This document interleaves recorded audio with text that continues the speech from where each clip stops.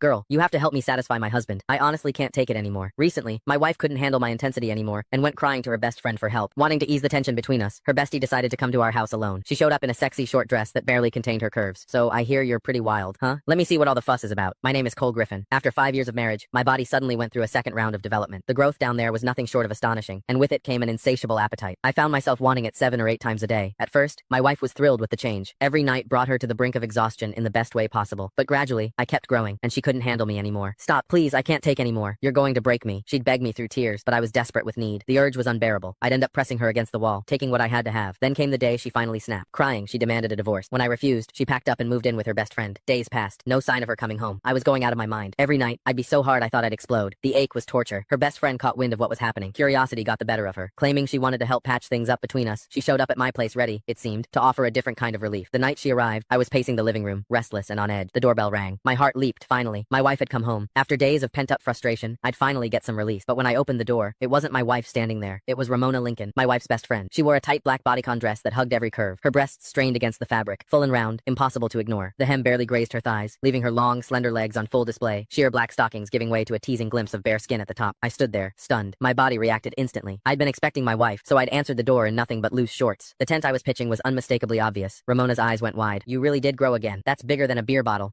Truth was, Ramona was a woman with unmet needs herself. She was beautiful. Anyone could see that. But she'd married a rich old man. According to my wife, he'd burned through his prime too hard and too fast. Now his body had given out, and he couldn't satisfy her at all. These days, she apparently spent good money on male escorts to fill the void. I motioned her inside. She settled onto the couch, crossing her legs slowly, showing off those red-bottom heels, making damn sure I noticed. So what brings you here, Ramona? I asked, grabbing a glass of water and handing it to her. Where's Rachel? She took a sip, then fixed me with a look. You're the reason. You're like a bull on steroids. Rachel's too scared to come home. I'm here to talk some sense into you. You can't keep going at her like that. She's delicate, for God's sake. No woman could handle a brute like you going full force. As she spoke, her chest rose and fell with each word. Those two magnificent breasts moved hypnotically beneath the thin fabric bigger than my wife's, fuller, and I couldn't tear my eyes away. My pulse hammered in my ears. God, I wanted to touch them. I sighed, settling into the chair across from her. It's not that I'm trying to be rough. It's this second development I can't control it. The urge hits me like a freight train. If I don't, at least once a day, the ache is unbearable. Ramona's eyes sparkled with curiosity.